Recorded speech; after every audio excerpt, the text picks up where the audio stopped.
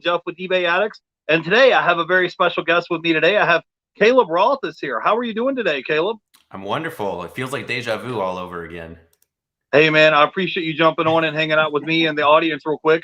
Go ahead and introduce yourself to our audience. Tell everybody a little bit about who you are, where you're from, and a little bit about what it is that you do. What's up, everybody? I'm Caleb Roth. I am a proud, I keep everything's backwards on my camera. I'm a proud Lions fan. We got our first win this weekend, so I'm amped about that. Born and raised in Michigan, lived in Colorado for the last 6 years, and have been back in Indiana for about a year. I run a blog, thebookflipper.com. Book selling is how I make my money, and I'm also in the software space. I make software really for myself, and then I happen to share it with a couple hundred of my closest friends. And so that software is Scout IQ, and you can learn more about that at scoutiq.co. So you can find me on all of the socials, and I'm really glad to be here, Jeff. Hey, thanks for taking time out of your day to hang out with us. So Caleb is a full-time reseller on Amazon. He primarily sells books on Amazon, or usually through Amazon FBA. And he has a YouTube channel. It's called like the Book Flipper Community. I have his links for YouTube and Instagram down below. And he lives in Indiana, and this is your full-time gig. How long have you been a reseller now? I was a reseller since back in high school, and I know I don't look that old, but that was many moons ago. So I kind of got started in high school, dabbled a bit in college with textbooks, of course, because they're so expensive, and then kind of put on the back burner. And I've been full-time. I did a part-time starting in like 2014, and then quit my job in 2015. So I've been, full-time pushing 6.5, 7 years now. Okay, awesome. So tell our audience real quick how you got into reselling, because you didn't always used to be a full-time reseller. So how did you get into reselling? Were you just watching YouTube videos one day, or kind of talk to us a little bit about how this came to be? Well, when I got started, YouTube didn't exist, smartphones didn't exist, and I just knew you could resell stuff. eBay was kind of the main platform back then. I don't know how I first heard about it. It must have been a friend, or just you had people that said, "Hey, eBay's cool." I actually don't know that inciting moment that got things moving back in the day. But when I got back into it, there was definitely a lot of content. I followed Reezy wasn't making a ton of content, but he'd been making content. I think Rakin Profit was out there as well. And then really I just started going to like small meetups and conferences, and just kind of met with people, and kind of expanded my knowledge from there. Yeah, well, speaking of meetups, you guys had one a couple months back, didn't you? It was in Miami. I think you were there with Romer the Romer, and a couple of other guys was there. Richie Hustles was there, Amazon Lit, and a couple of guys. How did that go? Yeah, we had a good crew. It was actually Romer's first conference, or as I call him, Avery, since that's what his parents named him. But he goes by Romer the Romer. He's a good fella. He calls me his mentor, which I don't quite get, but I've really enjoyed watching his growth and seeing what he's been able to do there for the community as well. So he did a conference called Miami 2021, which is kind of odd because next year when they call it Miami 2021, it's going to seem odd, but it'll be 2022, I'm sure. So it was a good conference. It was good to get back out there. We had 5 events last year that we call Turn the Page. They're bookseller meetups. We do that with Travis over at AccelerList. And we unfortunately just did the first in February. And of course, COVID hit and we canceled the other 4. So we would love to get those back on the books. We're being a little cautious, and at some point we'll dust those off and get back out in the community. Yeah, I live in Tampa. So next time you guys have a meetup here in Florida, I'm going to try to go. Definitely get a chance to hang out with you and Romer the Romer and Amazon Lit and Richie Hustles. It's just a wealth of knowledge. You could just be like a fly on the wall and sit in the back and take notes and ask questions. So if you get a chance to go to a meetup, you definitely should go. You never know who you will meet or what you will learn. My dad told me when I was younger, he always told me the 2 things that's going to make the biggest impact on your life is what books you read and what people that you meet along the way. So there might be a fork in the road and you meet somebody and you turn right instead of going left, and that could change a lot of outcome in your life and the way that you view the world and your perspective. So anyway, Caleb, let's talk real quick about your backstory. You were working a regular 9-to-5 job, and at some point in time, you kind of like, little by little, kind of like walked off the edge where you're like, okay, I would like to be able to have full control of my time, and then kind of edge a little bit off the edge of the cliff as far as working a full-time 9-to-5 job to being a full-time reseller. So kind of talk to me a little bit about how that went. Yeah, so I went to college. That was kind of what my parents said. I'm one of 7 kids, and that was just kind of the family rule: is you go to college. And they didn't really tell us what we had to study or where the college was. They didn't really care. It was just that's the recipe for success or getting ahead is to have a college degree because that opens doors for jobs. And I liked college. I was good at school. I'm good at following directions when I have to. And school was not a challenge. And I really enjoy meeting people and building relationships with professors, some of whom are still mentors and friends to this day. So the networking is very, very important. A lot of the friends you meet along the way are as well. I would argue that the college degree, depending on what you want to do, is less important in today's world. So I got the college degree. I was kind of coming to the end of my college days, and I was definitely an entrepreneur, but I didn't have money. I didn't know if I could actually make that work. Really, entrepreneur for me meant I just wanted to set my own schedule. My first job was working at a golf course. I was 16 years old, and I had to give up most of my nights and weekends to go and greet people in the golf course parking lot, get their clubs, clean them at the end, put the carts away. I was the cart boy. And it paid $5 an hour, which was money back then, but it's nothing today. I got some tips. I learned how to interact with people, and I got free golf. But I realized that my friends were off hanging out on the beaches in Michigan, and I was stuck working for a couple bucks an hour, and realized that's no way to live. And of course, you need money to live. But the biggest driver for me was freedom. And even in the corporate world, I got kind of tired of going to my boss and saying, "Hey, I know I've got 3 weeks of vacation, 2 weeks of vacation, whatever, but I also need to cut out early and go to get my dentist appointment today." And they usually said yes, but it just felt weird having, like, me as a grown adult having to go ask another grown adult, "Can I do something?" And I just really bucked hard against that and rebelled against that to the point where I was like, I don't care what it takes. I want freedom. If the money's not there, so be it. Again, we talked in the other video we did. It's really about creating margin. I had a good job, and I was spending significantly less than I was making, which gave me that margin, that freedom to kind of build up a war chest. And I knew that if I quit and this didn't work and I fell on my face, I could probably give it a go for 6 months to 12 months before I really had to go get another job. And so that's kind of what kind of pushed me out and said, let's try it. Okay, cool. We're live. I just want to give a shout out real quick to a few people in the chat. We have Sean Harris is here, and we have the Flippin' Sports guy is here. He says, "Hey all, I'm on the road and listening." So we're live, guys. If you have a question for our guest Caleb, go ahead and drop it in the chat. I want to give a quick shout out here to my buddy BK from the Rockies. He says, "Like, share, subscribe, and comment." So if you got a question for our guest, drop it in the chat. So Caleb, I have a bunch of questions because that's kind of my job, is kind of how things go here. But I wanted to talk to you a little bit about.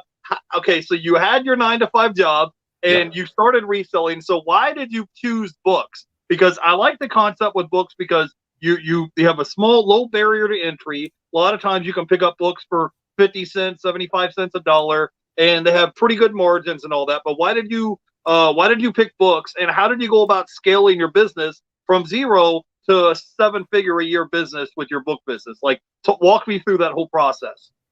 Yeah, well, first off, to clarify, I don't have a 7-figure book business this year. We've dropped off a bit. I've really spent my time doing software. That's the most leveraged thing I can do with my time.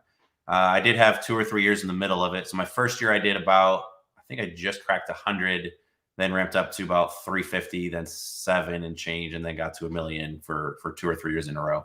That has dropped off. I can still say, lifetime 7-figure seller, but books are not that important. I do not spend a ton of my time on books anymore. I'm more focused on growing the community and really cranking on the software. So just, if you were saying a couple things, it makes me squeamish because I don't want to be misdirecting anybody. Good questions. In terms of books, why did I pick books? I knew them. So I sold like Polaroid cameras and I sold some clothing. I kind of dabbled. But when I was in college and realized that, textbooks were expensive, the bookstore, it seemed like they're ripping people off. Of course, they've got lots of expenses and overhead and whatnot. But I just knew that you could make money selling books. They were easy to research. They had barcodes. And so it just seemed to make sense. And so I just kind of dove back into that.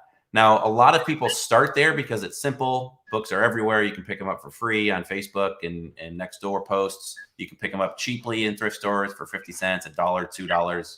I know some of you live in bigger markets like California where some thrift stores are charging, $3, $4, $5. So you don't have to start with books. That's just what I knew. I kind of built some relationships, and I started realizing that libraries had books that they didn't know how to monetize, and we could help them do that. So We built a consignment business. Me and my business partners, we work with libraries and thrift stores, and anybody that has books, and we actually sell them on commission. And I know a lot of you have done the exact same thing.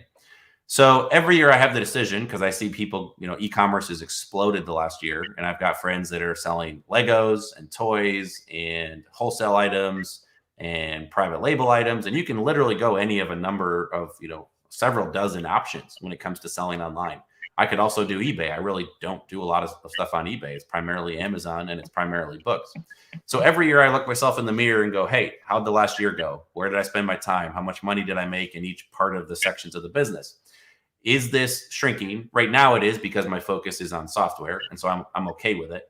But the question is, where are you getting the most leverage return on your time? And every year it was, I know I can keep growing this. I know that I can keep hiring people, putting systems in place, serving more libraries, and just keep growing my operation.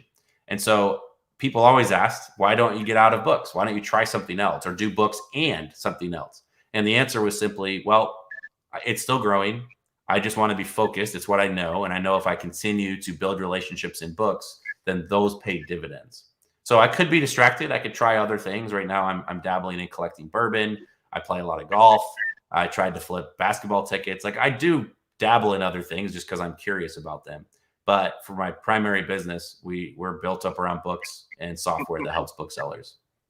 Yeah, I'm with you. With being an entrepreneur, I think a lot of times people get this shiny object syndrome where it's like what you have is working, but instead of pouring gas on what's working, you're like, oh, but I could do this, or I could do this, or I could try that. So I like that your business model is you kind of focus on your niche and your market and saying, hey, I'm really good at books, so let's double down and stay with this particular niche. So now I wanted to clarify, Caleb sells all of his books on the Amazon marketplace. So you mainly do FBA, is that correct? That was correct up until about really when COVID hit. So I was 100% FBA.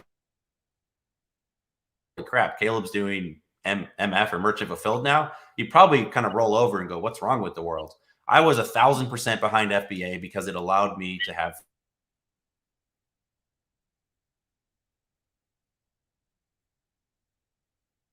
a library or something.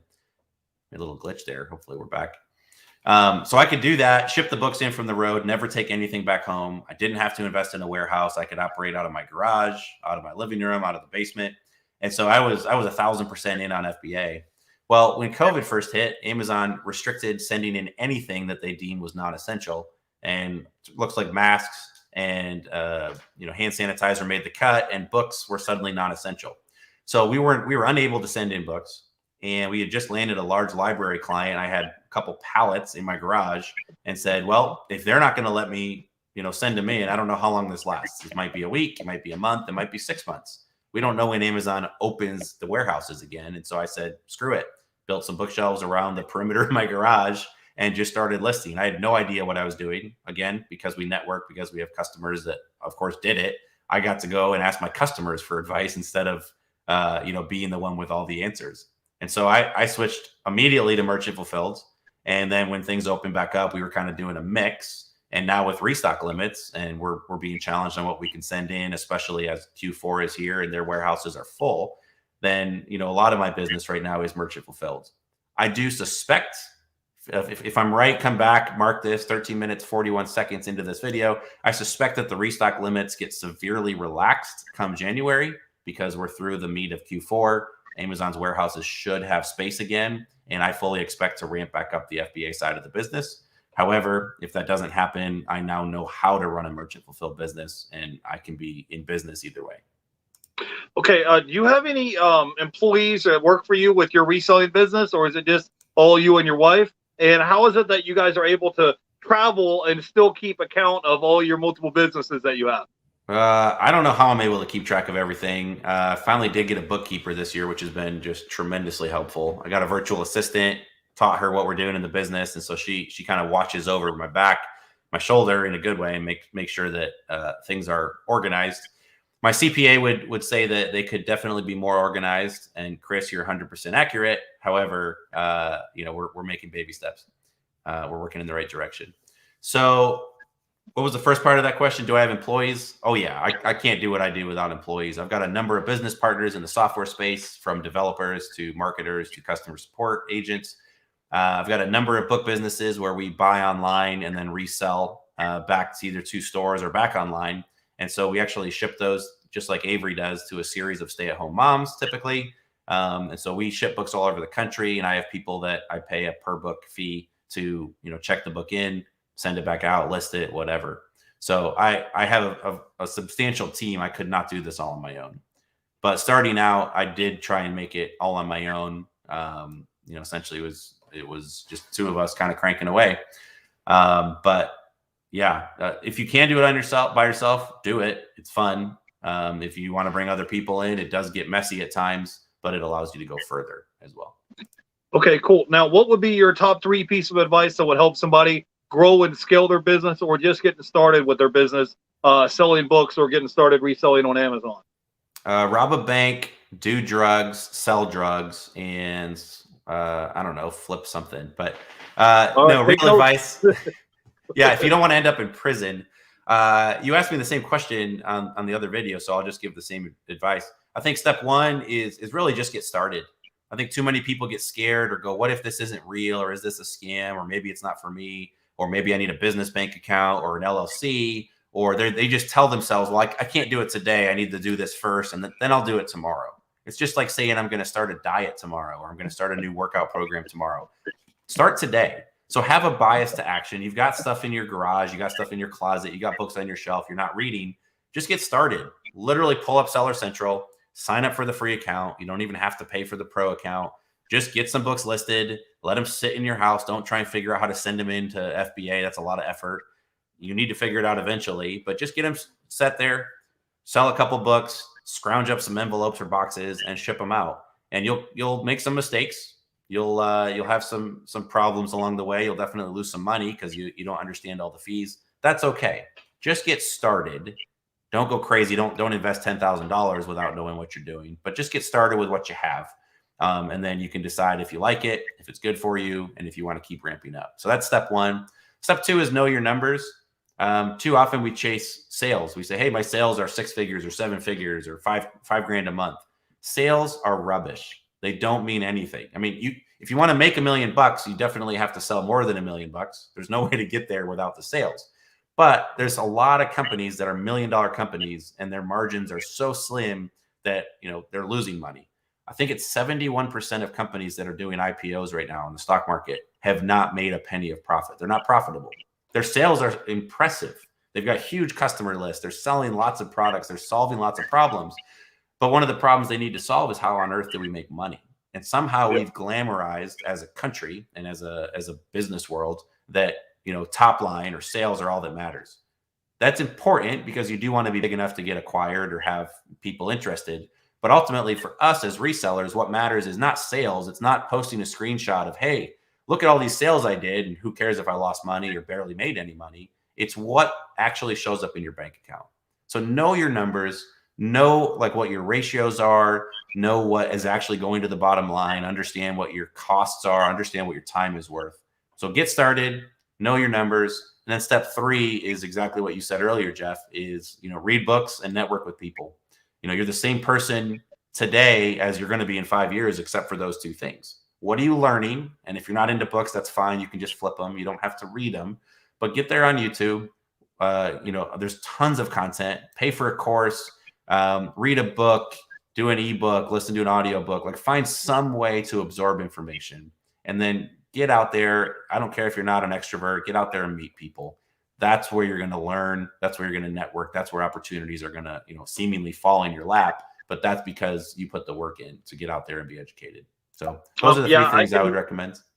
Yeah, I could definitely relate if you guys get a chance to go to some of these reseller meetups. And I just wanted to tag along what you said with large businesses. I've looked at the numbers with the Small Business Administration guys, and 2/3 of all the small businesses are either losing money or they're breaking even. So they might walk up to you in a cocktail party and shake their hand and say, hey, I'm an entrepreneur, I'm a small business owner. But really, when you look at you crunch the numbers, 2/3, so that's 66% of all small businesses are either breaking even or they're losing money.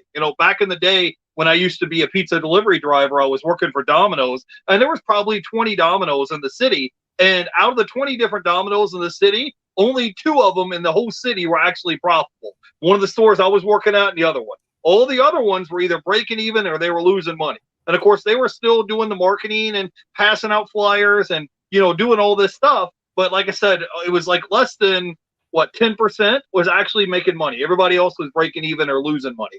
So, hey, Caleb, I wanted to plug your things that you have. I wanted to talk about Scout IQ real quick, and then the other one I can't. I don't know why I can't remember today, but it's similar to Inventory Labs. So, talk a little bit about what your two projects of two things do and how they can help benefit resellers that are selling on Amazon. Yeah, so our main product is called Scout IQ. It is it's an app for iPhone and Android, and it basically allows you to have really complex rules for making accept and reject decisions. So when you go to scan books, they all have barcodes for the most part. Anything after like 1975 or 6 or something has barcodes.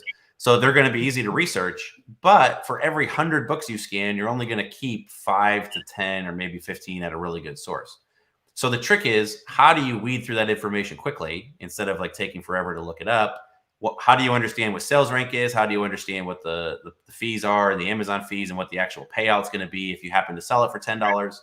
So our app does all of those complex thinking for you. It also has a database option, so you can actually go really, really fast. Instead of scanning a book and waiting a second or a second and a half for Amazon to return data, we actually have it all in an offline database. If you're in the basement somewhere and you just want to scan books, you can just rapid fire get through as many books as you want. So we've got customers that can scan over 1,000 books in an hour, and you got to have a barcode scanner, and you got to have a good heart to be able to handle that much speed. But that does speed you up and kind of increases your chances of being successful when it comes to things. So Scout IQ, great tool, allows you to go find the books. Then once you got them, you got to figure out a way to list them. And so I'm actually an angel investor in a company called AccelerList. I also so Travis runs that company. And so that's a great tool. And I got plenty of videos on my YouTube channel, and they've got their own training as well. How do you list the books?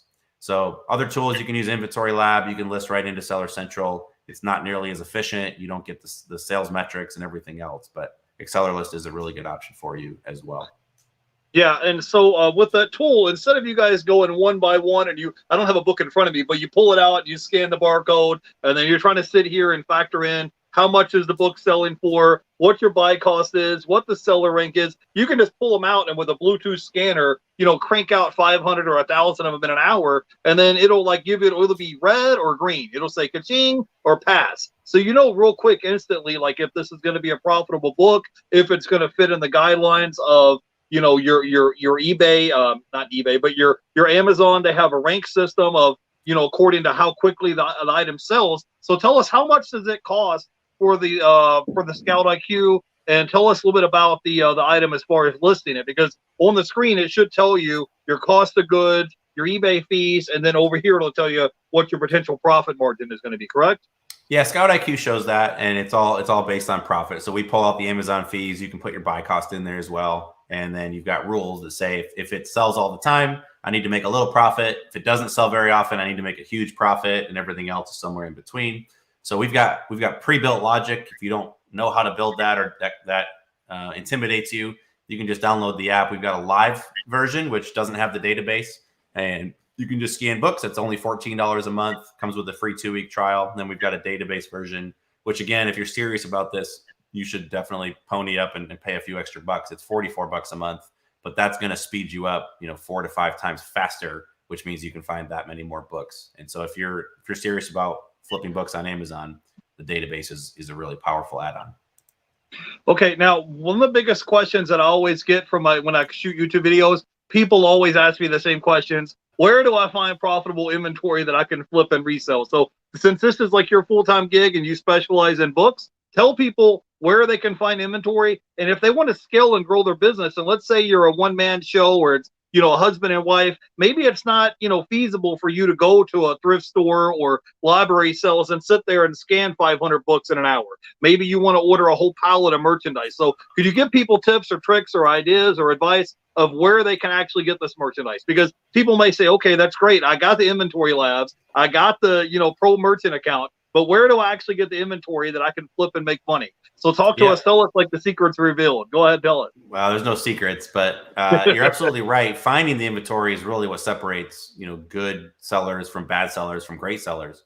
is you throw a pile of 100, pre-scanned accepted books in the middle of a floor. Both you and I, even though do you sell on Amazon at all, Jeff? Yeah, I did create an Amazon account, so I did create the basic account. I have over 6,000 items. I primarily sell on eBay, but I did create an Amazon account. Go ahead. Right, but if you and I had the exact same pile of 100 books, we're pretty much going to turn them into roughly the same amount of money. Maybe I'm more efficient. I can list them faster. Maybe I'm a little smarter when it comes to repricing because I have more experience. Maybe you're better at conditioning them and wowing the customers. But at the end of the day, that pile of 100 books is roughly worth what it is, right? So the trick is, how do you find those books? Because that's what's going to separate, like I said, good sellers from bad sellers. So finding them can be done in any number of ways. I live in a small town, about 15,000 people. We have really one thrift store. So that's not a very good option. You have to be willing to go find books. So I scour websites. I've got a team of virtual assistants, and I did this myself before. Call every library within a couple-hour drive. Ask when their sales are. Ask if they have any standing sales. Call thrift stores. See if you can get books that they're not able to put on their shelves. They'll sell them to you really cheap. You can get a whole pallet full of books. They call it a Gaylord. It might run you anywhere from 50 to 100, 120 bucks. So there's lots of ways to get inventory. You can put posts on Nextdoor, posts in Facebook groups. Just tell people at the coffee shop, hey, I sell books. I offer a free book haul away service. There's almost everybody has books in their house. The trick is, how do you, without sneaking in the back door and stealing those books, how do you get them to hand them over? So we do a big thing on consignment. We go to people and say, hey, this was what I did at first. I didn't have enough cash to go buy books. And so I just said, hey, I will sell them for you on consignment. I've got a system to track them, pay you, I'll do all the work. You give me the books, we'll split profits 50-50. And so I was able to kind of build a good business there, and then word of mouth spreads. So all of those things really helped. Yeah. I mean, actually physically get the inventory to sell is going to be the biggest key in this whole business, is having items to sell. So, hey, I wanted to touch real quick on profit margins. So let's say I'm at a yard sale or a thrift store or something, and I find a book, it's sitting here on the shelf, I pay $1 for it. And let's just say, I don't know, let's say it sells for $15 on Amazon. I know it's going to vary depending on, the sales rank, the weight and all that. But typically, if I bought a book for $1 and I shipped it into Amazon FBA, and let's say I sold it for $15, what would you project that you would make after fees, that you would actually net profit after that item sold? It just depends on the weight of the book. A half-pound book varies substantially from a 3-pound book even, and it depends on if you're selling it merchant fulfilled or FBA. As a general rule, if you're selling to FBA, shipping it to Amazon, they're gonna ship it back out, free 2-day shipping. That allows you to get a bit of a premium. That same book might be selling for $8 merchant fulfilled, and someone's willing to pay $15 to get it, free prime shipping. So that really helps as well. In general, on a $15 book, you're going to make anywhere from $5 to $8 from Amazon. Then you subtract your dollar. So anywhere from, $4 to $7 of profit.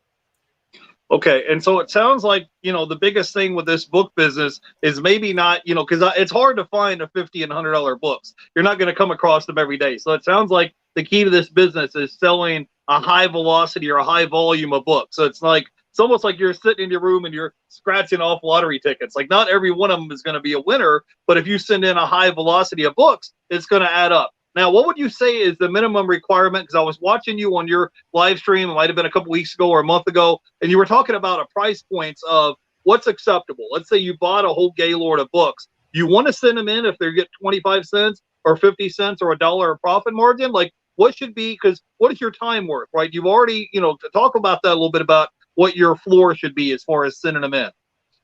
Yeah, what your time question is a really good one. A better one is, what's your employee's time worth? Because a lot of these tasks that are fairly repetitive, you should be putting those onto your employees. Because anybody can list books, right? It's not incredibly skilled. You have to know what you're doing. You have to be well trained, and you'll learn as you go. And you have to have an eye for detail. But like for me as the business owner, I did at first, but I shouldn't be spending my time listing books. I hire people to do that. And I train them. So understand what you're paying them. That depends on where you live, how much you care about their well-being. So whatever you're paying them, figure how many books can they list in an hour, and not like what's their max capacity, but what's an average hour? What are they listing? So if you're paying $15 an hour and they're listing, 100 books in an hour, then you have to understand, what does that cost you to list per book? And that will help you make decisions about, I would say most people should not be sending books in that are going to make them 25 cents. By the time you Right. pay someone's labor or your own labor, that's not worth it. So be very, very careful. Again, that it looks good. You're selling a lot of books. You're shipping books out. It looks great on Instagram. You get nice photos of a big bookshelf full. And look what I sold today, guys. And your sales look really good, even if they're $7 and $8 and $9 books. Your sales add up. You sell 100 of those in a day. You got $700, $800, $900 worth of sales. That's really cool to brag on your Instagram. Hey guys, I used to work for 20 bucks an hour. I made 40 grand a year, and now I'm selling 30 grand every month on Amazon. Well, cool. But are you actually making money? And so that's where your average sale price, your ASP, really comes into play. Okay, cool. We're live. I want to give a shout out to the Flippin' Sports guy, BK from the Rockies. Flip the World is here. Kevin Vasquez Reyes is here in the house. And we had a quick question from the chat. Says, Cheesehead loves points. Says, how do you know what books to send in to avoid fees? And it says, what is the average listing amount per hour? So, I mean, I don't know about avoiding fees. Whether you sell something, if you can figure out how to avoid fees, let me know. I'm all about that. You're going to pay fees on everything. Amazon's going to take $1.80 plus 15%. eBay's going to take 10%. So there's going to be fees no matter what. The trick is making sure your sale price is high enough, which our app will tell you, and as well as having something that calculates the fee, which our app does as well. So Scout IQ will just tell you that. So you can make decisions before you bring the book home, because selling a book for $6 FBA, you're not going to make any money. Some books you might make 80 cents still, but most books you're going to lose money. So understand that. I didn't mean to interrupt you. I was going to say, instead of focusing on fees, because whether you sell the book or you sell your item on eBay or Amazon, they're going to want their fees. It's almost like you're playing at the casino and the house is going to rake the poker game. Like, they're going to get their fees no matter what. But focus more about profit. Think about, hey, if I created an Amazon account and now I'm making an extra $3,000 at the end of the month, let's just say you made $100 a day for 30 days. Let's say you added up to an extra $3,000 a month. And now you have that extra $3,000 a month. Maybe you could take some of that money and pay a cell phone bill or buy groceries or put gas in your gas tank. And maybe you take the other $2,000 and reinvest it back in your business to buy more books so you can grow and scale your business. So think more about, hey, I have this extra stream of income that's going to come in month after month after month for the rest of my life. Don't think about, oh, I'm handcuffed and I have to pay all these fees to Amazon, because they're going to get their fees. They're not. Amazon's still going to be here in 10 or 20 years from now. In the year 2050, they're still going to be here. Go ahead, Caleb. Well, if you don't want fees, you don't have to sell on Amazon. You can sell on Facebook, and there's no fees right now. You could sell on Craigslist. There's no fees there. You could just find local people in your community and knock on doors and have a wheelbarrow full of books and say, which ones do you want? You could avoid fees. But what is your time worth? And how hard are you going to have to work just to avoid fees? Fees aren't the enemy, just like paying taxes isn't the enemy. Like, people go out, I want to avoid paying taxes. Well, sure, you can do that. Just don't make any money. You won't have to pay any taxes, right? So the fees, the taxes, all that's just a cost of, if you want to take advantage of Amazon, it's the biggest marketplace for books. If you want to sell on their platform, you're going to pay their fees. So just understand what the fees are, and you can get ticked off and go, hey, I sold a book for $10, and after fees, I'm left with $3. Or you can go, hey, I bought the book for 50 cents and turned it into $3. And I didn't have to build a website. I didn't have to find a customer. Amazon found it. They connected us. They took their fees, and off we go. So that's the right way to look about it, is what is this book going to net me, not what is the customer paying for it, and go from there. Yeah, and also think about if you were going to create a brick and mortar store, and let's say you were going to have a brick and mortar store, and now you're having to pay for the brick and mortar rent, you're having to pay for water, electric, you're having to pay for employees, you're having to pay for insurance, you're all this crap, and on top of that, you're having to do all the marketing, and then whatever's left over, you have this much left over after your expenses. So if you're getting started and you're a solopreneur and you don't have any employees, you don't have a lot of debt, you don't have any overhead. Let's say if you were going to open up a restaurant, you're not having to buy all the, what are those things called? You don't have to buy all the tools in the kitchen to create it. You're not buying a blender, you're not buying, a pizza maker. You don't have to buy any of that. You have an app on your phone, and you can just go out here and start scanning barcodes and make some profit. So anyways, I'm going to try to wrap this video up. I'm trying to be respectful of our guest time. I wanted to bring Caleb on because if you guys are already out here on eBay and you're already selling, let's say, video games or your electronics that you find at a thrift store, you may be walking right by the book section and be walking by profitable items, and you wouldn't even know it unless you took time to go by and scan the barcodes. So Caleb, go ahead and give us, if you have your tell everybody where they can find you at on YouTube and Instagram, and then give us your final thoughts, and then we'll let you go, man. Sweet. Well, let me give you my cell phone number, my home address. I'm kidding on both. You can find me. I'm mostly on Instagram at the Book Flipper. No spaces, just at the Book Flipper. We do a ton of stuff on Facebook as well, the Book Flipper community. And then I don't put a ton of content out in general when we're launching features, or when I'm in a healthy space. We do maybe 2 videos a month, maybe 1. But YouTube, I got some really good content out there. You can see my whole journey, where I got started, and kind of what we're building for y'all. That's the Book Flipper community as well on YouTube. And then I do run a blog. I haven't updated that in a hot second, but that is thebookflipper.com. So if you got questions, you want to learn how these things work, those are all great resources. And come say hey, pop in. Facebook, Instagram, those are kind of the 2 where I hang out the most. I haven't made it into the metaverse, and I'm really silent on TikTok right now. But pop in, say hey, say you heard this interview, and if you have quick questions, I'm always happy to answer a little bit. I don't really do consulting. If you keep bugging me over and over, I'll eventually send you over to our support team. I just have so many hours in the day. But I love hearing from sellers. I love hearing what you're after. And if you got any fun things you're trying to solve, by all means, reach out. I love hearing from you. Okay, awesome. Yeah, I'll have all of his links. Their YouTube and Instagram is down below in the description below. Caleb, can you give me your final thoughts? And hopefully in the future, we'll have you back on again sometime to pick your brain and ask you questions about reselling on Amazon. Go ahead. Final thoughts: flip books, not cars. That comes from a Michigan State fan. We tend to flip cars when we lose games. So flip books, not cars. That's my word of wisdom to y'all. Okay, awesome, guys. Yeah, I have all the links listed down below. Go ahead and follow our guest, Caleb Roth, on YouTube and Instagram. I will have a new guest coming on Wednesday, and she's a 6-figure eBay seller. So if you guys want to come in on Wednesday and pick her brain and ask her questions, I will see you guys on Wednesday. Till then, I'll see you later. Go ahead and follow our guest, and I'll catch you guys later. You guys have a great day. See you guys later. Bye, everybody.